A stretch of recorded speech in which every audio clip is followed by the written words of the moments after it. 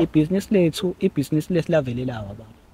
Ngobani wathi yena kuleli business lami le content efanele ngicela ngayo ngacela ngayo njalo ebusuku.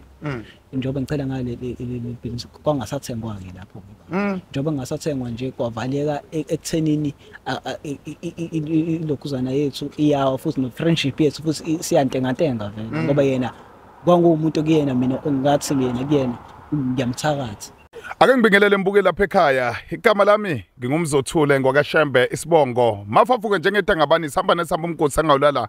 Maqede ulala bafowazana nokho nje izikhundla khundla othi mawuvimba ngala uthi ukusungale. Ngomkhovo oyiphayo madekene oyishasa ngicela ngiyabingelela ngalesi sikhathi.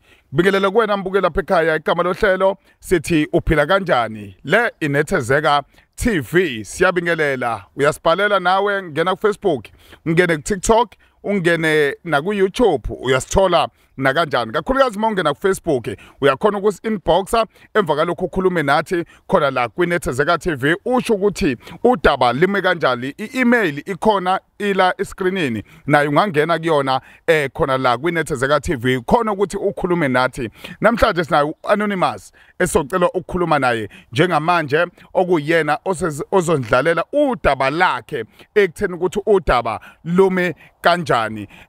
Angikubingelele Mteka baba. Sawona baba njani? Siyaphila Mteka baba. Sokhuluma kakhulukazi ngodaba lakho la usiphalelile kwinethezeka TV ucela ukuthi uxoxe udaba lakho nathi. Utshela umbukeli lapha ekhaya ekutheni ukuthi udaba kahle kahle ofisa ukuthi usizakale kulona udaba lukanjani. Idaba lami elimi kanje ukuthi mayelana nesigubhu engasithatha esingawazi ngokungisebenzela. Manje ngumuntu ohlala khona ngale eThekwini. Lesi sigubhu lesi ngasithatha kudokotela le eGoli. Ngasithatha ngoFebruary. Njengoba ngisathatha ngoFebruary nje ngisho ukuthi ngiyakuyena ke eGoli. Bese ngahlala kuyena u5 days senza lezi zinto lezi zenzayo bese ngabuya sengizolokhulana la ekhaya. Ungena kwami ekhaya la yaqala khona lento ukubona ukuthi ayingisebenzelanga kahle. Akwenzekanga kahle ngalendlela engicabanga ngayo ngicabanga ngingena ekhaya ngasikhatsini ngingena ekhaya ngo3 ngoba ngangumuntu lapha ngale ngasuka ngo7 ngala ngafika ngo3 eintathu njoba ngisuke njoba ngena njena la ekhaya ngawubona izithunzi zabantu njoba ngiyibona izithunzi uyibona pho uyibona emgwaqweni noma uyibona sengenile ekhaya. Oh yeah. Wathi yena bengifike ngichele ngalendlela yakhe uthi kufanele ngicele naphezulu kwendlu. Njoba ngichele ephezulu kwendlu ngichele bese kuyakhanya bese ngihamba ngumuntu otohozayo vele bese ngihamba ngemsebenzini. Kwadlula 5 days bese ngasiphakela ngalendlela ukuthi ngisiphakele ngayo. Wathi yena ngisiphakela ngani ngisiphakela ngogoloko. Lokho ngikuthela ngaphakathi lokho isibhizi ngiyasikhulumisa la. Okay, uthela ugoloko ongakanani? Uthi tope emhlapini iphu noma uthi tope ithotho noma wenza kanjani? Lutho baba. Ugoloko ngikuthengayo ngithenga isiminofu ibhodlela elikhulu. Ngufake kwisigubhu phakathi liphele lonke esigubhini. Inkinga yaqala la ekuthenini ngibona ukuthi lento le izongilethela inkinga njengoba izongilethela inkinga njena ngaxoshwa emsebenzini. Okuxoshweni kwami emsebenzini kwathiwa ngumuntu owentshontsha ifoni. Lo foni le yayisetshajeni kwangena mina vele lahleka lo foni. Ngaxoshwa ke emsebenzini kwathiwa ngingaphinde ngibe emsebenzini. Lokho ebhizi ngi-attend lezi zinto zakhona lezi zisemsebenzini kwawumuntu ngavele ngaxoshwa. Angisi isigubhu ngiyasiphakela njalo ngolihlala ngiyasiphakela. Fanele kuyimaster sifanele ngisiphakele. Usifakela ugoloko njalo ngolihlala. Njalo ngolihlala ngisiphakela ugoloko. Uphele lo goloko. Uphele lo goloko. Kodwa manje ushintsha ngiliboni mayelana nayo ngalendlela yena wayesho ngayo ngoba wathi yena ushintsho lami ngizolibona after 2 months. Sekuyimanti yaphela njengoba sengixoshiwe emsebenzini nje. Wathi kudlula u2 months. Saxabana nomuntu engithanda naye umuntu osifazana. Njengoba nami sengiyiphuzela kakhulu nje. Njengoba sixabana nalomuntu lona sho ukuthi ngiye kubo mina. Njengoba ngiyakubo njena ngisi ngiyoxolisa phela ngoba phela nami ngibe nephuthu kuyona yonke lento le. Yeah. Ngithi ngiyakubo sixabanele ekuthenini uthi into yethu kuba ngathi sayilungisa kodwa manje ingalungi. Ngiyabona. Sho ukuthi indawo yakubi indawo umuzi owehlelayo kodwa manje bophungumela ngaphezulu. Yeah. njengoba sixabana nje ngisho ukuthi mina ngumuntu ohamba ogama ngathi ngiyabuya kuyena lo muntu engithandana naye wathi ngifuna ukumbulala. Utshela bani manje? Sengitshela yena phela lo muntu engithandana naye. Oh ubani othi ufuna ukubulala? Uyena kusho kuwena? Yebo kusho kumina. Okay, utshela wena akatsheli omunye umuntu oseceleni. Baba ngakho yena lo muntu lo ofika wavela wamemeza ukuba ngena kubo elokhuzaneni endlini kwaumuntu okhalisa alarm ngoba phela indawo yamasaphabsini yabo. Bephumeke awumakhelwane njengoba bese ngifuna ukumbulala eqhamuka ama-security engicindezele phansi ngoba bangifica vele ngisegcekeni kwase uyi-cross passing. Yena lo muntu njengoba sengifuna ukumbulala libheke leli bhodlela ngale ndlela noyisho ngayo wathi mina ngiphethe ibhodlela ngiphethe nombese ngifuna ukumbulala lingathola. Ngibe ngumuntu ohambayo njengoba ngumuntu ohambayo nje ngidlule lapha ngasekhaya ngisha lokho futhi lokho ebhizi ngiyaphuza nje sengumuntu ophuzayo manje ngiyabo. Sengithi ngiyahamba ngihlangane nemoto. Le moto le ekumeni kwayo umuntu wesifazane engikhombe ngesibhamu ngingena emotweni ngiyabo ngidakiwe vele lapho ngiyabo. Ihambe iye endaweni emfuleni lo mama lo ngiyayibuza nami ngobani ukuthi ngifunani la ngamtshela ukuthi sacela ungiphindisele ekhaya wathi awukho lo yakhona ngithabo. Nami ngiyibuza ukuthi lo muntu lo ilokhuzana yakhe uze ngani kahle ngathi wena ufunani nathi mina ngifuna wena ngathi mina ufuna mina kanjani bese kwangifaka enye into la ekhaleni ngoba ngangisongumuntu olwayo ngoba phela siba uthu vele la umuntu esifazane ngeze ngihlule vele ngamanje wavela ngifake into la emakhaleni ngawumuntu oqulekayo. Lo muntu oqulekayo ukuvukeni kwami lapho ngavuka sekukhanya vela ngoba kwakuyinto eyenzeke ebusuku. Ekuvukeni kwami lapho nami isitheni sami ngisiza ukuthi ngabe kwazi kade kuumuntu ade heva nje. Ukuthi ngathi kulala nomuntu wesifazane. Ungakanani yena lo muntu wesifazane uma umbuka umzimba nesidumbu? Wayemkhudlwana. Yebo, emdala futhi. Emdala futhi ngiyabo.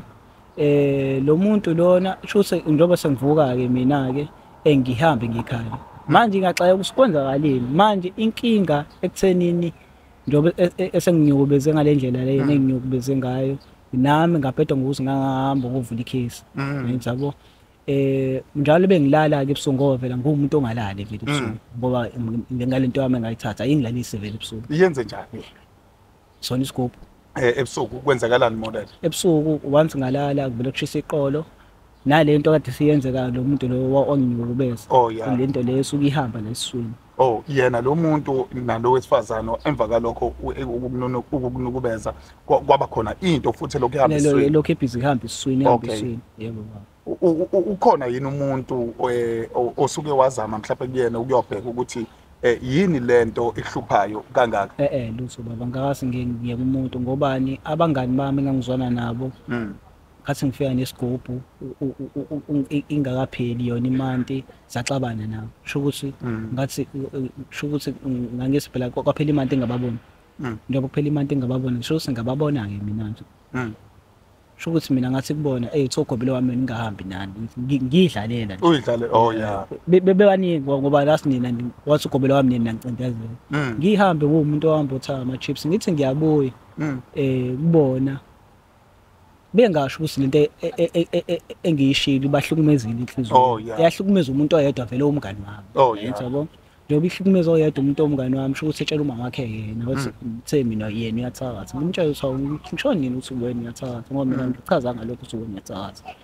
Wathi yena wena usho njalo wena ukuthi mina ngithe wena ngiyathakatha. Okay ayikho inkinga idluleke ilokhuzana. Bese ngicabana nomunye umngani wami kuwumuntu ohlanyayo. Yabo. Bese kwathiwa mina ngithole ngomngani wami umngani wami ehlanya mina ngingahlanya. Bese ngathi mina kanjani manje umngani wami ehlanya mina ngingahlanya manje. Qonda ukuthini kahle kahle. Bese wathi hayi wena khona into oyenzile kumngani wakho. Kanjani manje? Sekumuntu sesixabana ngoba phela abangani bami bebewuthiwa ngithi saxabana ke nabo kanjalo. Okay, ake siqale lana ke. Uke wathinta indaba yokuthi ubusebenza uthe makuphela inyanga waxoxa emsebenzini 1. 2 ubunomuntu wesifazane nangaleso sikhathi unabangani unakho konke nje yabona impilo shothi yayihamba kanjani isiphi izathu esenza wena ukuthi usuke uthi cha njengomuntu angiyolanda into mhlawumbe yokuphila. Isizathu sami sokwenza ukuthi ngingamkwelana into yokuphila ngumuntu ovela ongakhulanga kahle. Njengoba ngumuntu ongakhulanga kahle sinomatha lokho sibhizi sabantu abaxabanayo ngithi yabo uma nathola lapho njengoba siba u7 kuyena ethengele ezinye izingane izinto zesikole bese mina ngiyayibonela mina ngithi yabo ngumuntu okhula kanjalo kuloko ebhizi ngiyikhokhela school fees ngiyikhokhela ngithengele neuniform ngithi yabo bese ngumuntu okhokhela iuniform njengoba ngumuntu ekhokhela ngithenga ilokhuzane iuniform ngakhulu njengoba ngikhula nje ngikhula nalolo lokuthi mina indawo mina ngiyithengela labanye bese ngeke bangakanani bona bakhona abadala kunawe ukhona yedwa intombazane indala bese kulandela mina bese kulandela nalabo okay njengoba lolo kwesibhizi ngikhula kanjani nami ngikhulona nalolo bona izathu sami sokuthi ngikwazi ukusithatha sona isiphakamiso. Okay, ngifuna ukubuka la udlule nala ekutheni ukuthi khona uyasebenza uyawuthola umsebenzi yitoho noma uregistiwe emsebenzini? Ngiregistiwe emsebenzini baba. Okay, waregistiwe. Yebo. Okay, qhubeka izathu. Izathu sami sokuthi ngikwazi ukusithenga ngikwazi ukusithatha sona lesi scope lesi ukuthi nami ufuna ukushishila impilo yami ngoba nabo bayaqhubeka nempilo zabo mina ngumuntu owagcina grade 11 ukufika kwama grade 11 ngangisongumuntu ofaile kakhulu into eyayingenza ukuthi yini manje ngifeyile kangaka ngithi yabo ngingayiphamile futhi leyo ngoba phela sinomavele sabantu vele abangaswanga ngithi yabo ekhaya mina ngedwa umuntu onganawo matric ngithi yabo bona laba basebe university laba abanye sebeyasebenza basebenzela kamnandi ngathi unganani kunokuthi ngifelele ekhaya angihambi nangizothatha into yokuphila ukuze nami ngizokwazi ukuphila ukuze nami ngizokwazi ukuphuma la ekhaya ngoba phela vele sinoma asiselelani vele amanzi ngithi okay njengoba ngisithatha leso isigubhu la saqala khona ke inkinga ngobani ngangumuntu vele okwazi uafford kuzona zonke izinto imali emsebenzini uyasebenza uregistiwe khona uthi uregistiwe kwenzakalani ke emsebenzini ngoba uthe inkinga zaqala lapho uthemba emva kwenyanga xosha emsebenzini uxosha ngaliphi emsebenzini ngixosha ngokuthi bathi ngidotshwe ifoni ngayidotshanga ifoni ngoba lo mama lo wayechargeile ifoni wathi kwangena mina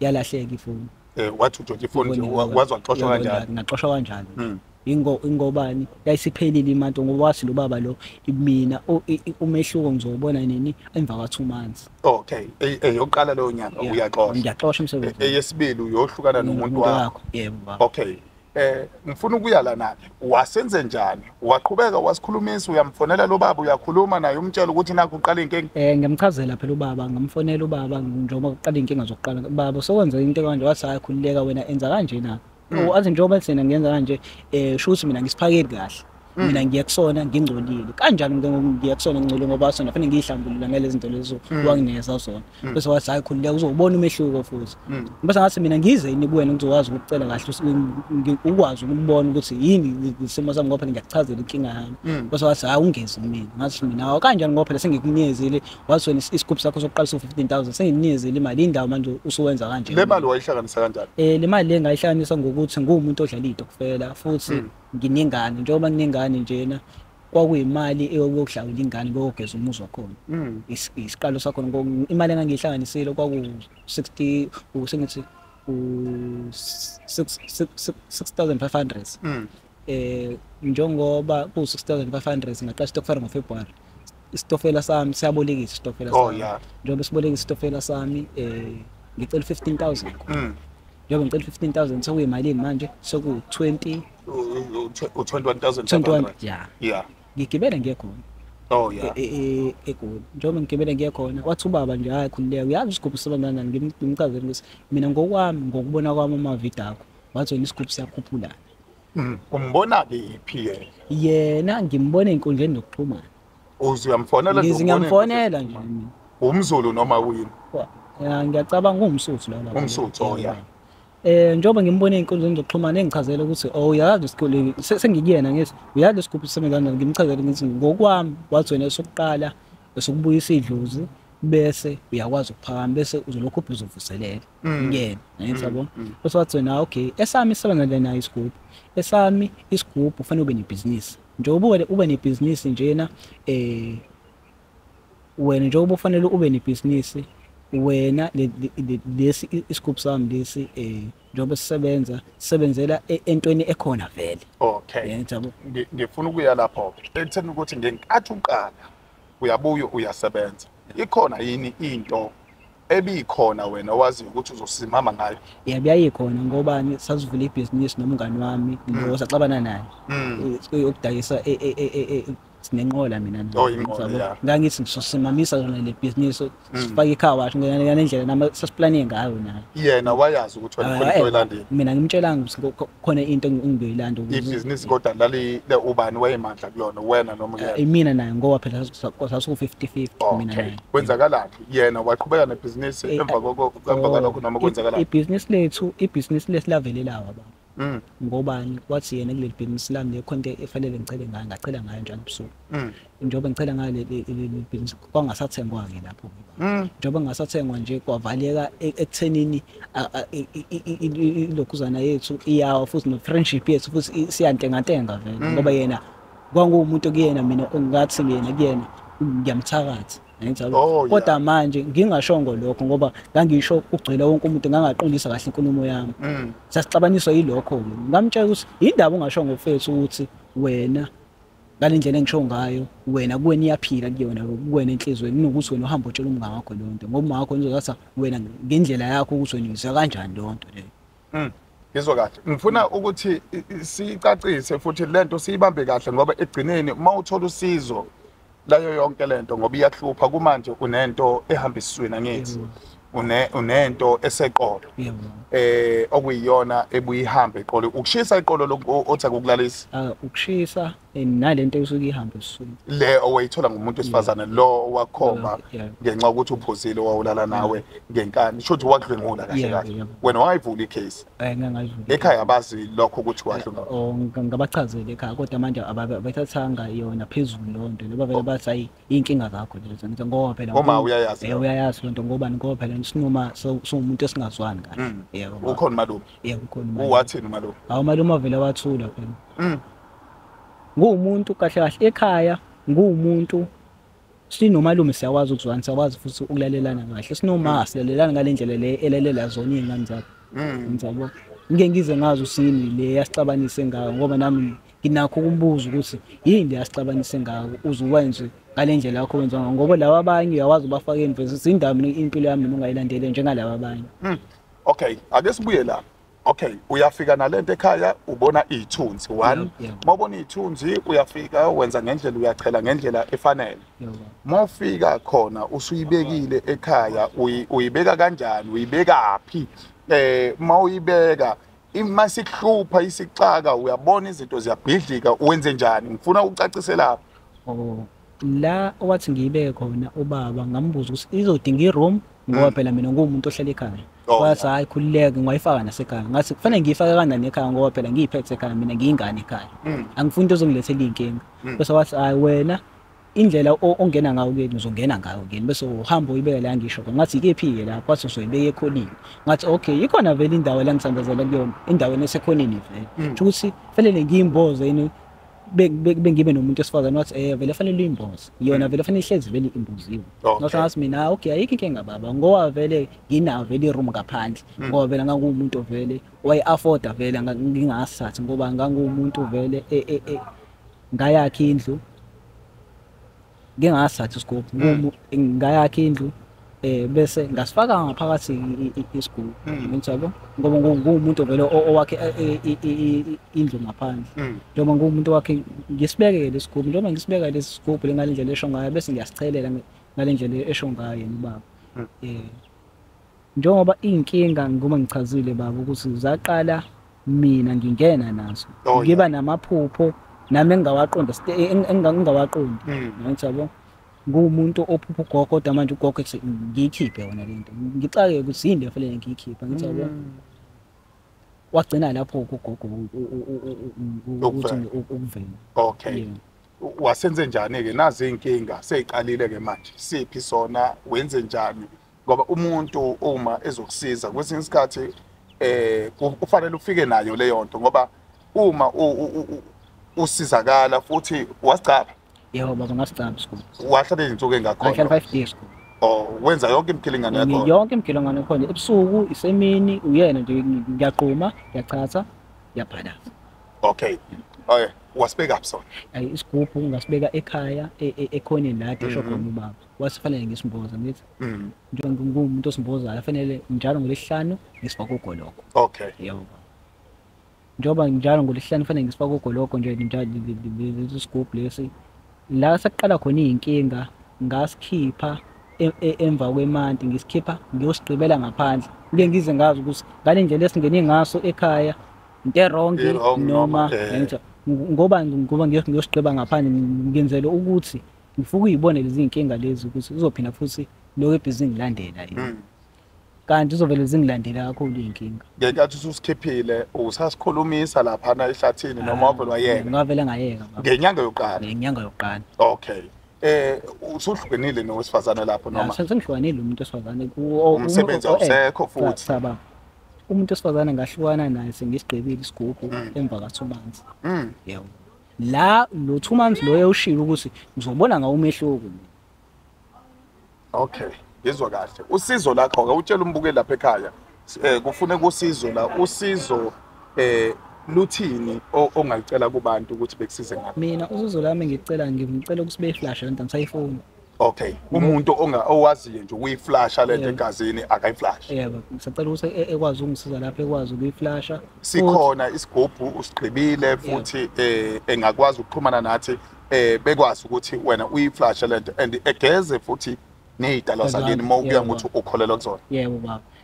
Njoba ngifuna isiflash ngifuna futhi ngumuntu oloke ebhizi ebheka amantoho nami futhi angiyitholi improvement kuyona yonke lento yami uthola ngiya apply. Yona inkinga yami le ukuthi mina ngifuna besiflash angisasifuni so. Ungcono ngiqhubeke nedlozi lami noma mhlawumbe ukuthi nginezwe omncane kukhulu kumina. Kumanje nje akukho okufakayo ekhaya ulinda bona ukuthi bathini. Bosu usebenza isikhathi ngani la usebenza khona? Lapha ngithenga 3 years. 3 years. Right futhi yonke baphela nje kanjani. Ngoba phela ngangumuntu vele osocoshiwe vele emsebenzini ngoba ngangumuntu ongasalala ngithi. Mfowethu ngikuzwa kahle ngicabanga ukuthi umbukeli lapha ekhaya ulizwe lonke udaba ngoba into ebalekile ukuthi makhulunywa ngodaba likanje umuntu ebheke futhi nento nomuntu azosuka ehambe kuyena ethi uyocela usizo ngoba usizo vele siyalicela ngeke singalicela usizo abantu bahlezi befika bezocela usizo ngoba nakuthina belicela usizo ulicelile usizo umntaka baba sibonga isikhathi sakho futhi amazwi ogcina ongawadlulisa futhi nakubantu ngiyawacela ukuthi uwadlulise ngoba bayabukela emakhaya njengamanje ngokuthi akusiyona yonke into esiza emhlabeni kuhle ukuthi ngalendlela lo wenza ngayo ubedlozi lakho uqale phambili ucele kulona kuyona yonke into yakho ufuna ukuyicela futhi nawe ukwazi ukulenzela ngoba lezinto lezi eziza kalula ayisizi kwabanye zabasebenzela ngalendlela ebasebenzela ngayo kodwa nabo sibaneza inkinga njengoba nami ngisenkingeni nje lenkinga engasalawuli ayisalawuli ngalendlela yami engangicabanga ngayo ukuthi uzokwazi ukulawula ngoba yena washo ukuthi nje mina ngizoba nemali alo mali lena leyo ayisho ukuthi ngizoba nayo ayisekho kwayona. Yazi okubuye ngakuthola ngenkathi usangichazela lonke lolu daba ngoba ulichazile ukuthi udaba kanjani umbone last year einkundleni zokuxhumana laphana waqala ukumthinta kodwa umbone kulonyaka kodwa kulonyaka kushabalele konke nje ngesikhathi esincane. Mntaka baba sibonga isibindi sakho ngelinye ilanga usiza abantu abaningi nakuba igama lakhe silifihlile ngezathi ezithile nawe sikufihla igama ngezathi ezithile nokuthi ke uhlala emphakathini abantu abanye bakholelwa ezintweni othola ukuthi bazizwa zama rumors mhlambe ukuthi awu usibanibani kuthiwa kanti wena buphumela obalo ukuthi waba nenkinga engakanani that's why sikufihla senza show ukuthi wena khuluma inkinga usizakale kwinkinga sokwenza show futhi ukuthi makukhona oqhamukayo ethi cha into ekanje uyayazi yena ukuthi iyenzeka kanjani ulithole lolu sizo na kanjani. Yebo baba ngabonga kakhulu kumuntu ozongisiza kuyona yonke lenkinga yami engibhekene nayo ngoba isiyinkinga manje ngobani nemali ayisahlali futhi. yayihlala ngaphambilini manje isahlala ngalendlela eyihlala ngayo once ngabamba nje u50 uvula uphele manje sanje ngize ngazi ukuthi uqedwe yini. Ngizwa kahle mntaka. Mbukela lapha ekhaya ilona daba ebese kubikela lona namhlanje kwiNethezeka TV. Mase uphila kanjani ziningi ke izinto nawe ongayikhuluma ezikuthintayo. Umntaka baba la ukhuluma udaba olithinta yena nempilo yakhe 3 years esebenza umsebenzi eregistiwe inkampanini ukulanda nje into isigubhu asilanda esafike sashabalelisa konke lokho kwaphela nobudlelwane kumanje ngisho umuntu abethandana naye akasekho. Inkinga ziningi ayipheli na ungasibhalela usho la kwiNethezeka TV ekutheni ukuthi una nansi inkinga obhekene nayo. Lokhu esikhulumayo lo mfowethu uzamile konke empilweni. Wazama naye ekutheni ukuthi eyimele njengendoda ngenxa ebona inkinga ekhaya ziningi nakuyena empilweni yakhe. Usebenzile 3 years esebenza kwaMlungu sekushabalele konke ngesikhathi esincane. Ngakho ke kubalekile ukuthi sibheke izinto ezizenzayo nezinqumo esizithathayo ngaso sonke isikhathi. Okubalekile ukuthi thina senze into eyodwa isekutheni ukuthi nawe usibhalele ukwazi ukuthi ukhulume nathi le iNethezeka TV uthi uphila kanjani. Uzongena kwi-inbox ungene lapha ku TikTok futhi usibheke ubheke nezitori zethu uphinde ungene na ku-YouTube uphinde uhambe uye lapha na ku-email address lihlezi ibhaliwe escreenini ukwazi ukusibhalela udaba lakho lonke oluphelele. Emva kwalokho thina sokwazi ukuthi sikusize. Siyabonga kakhulu.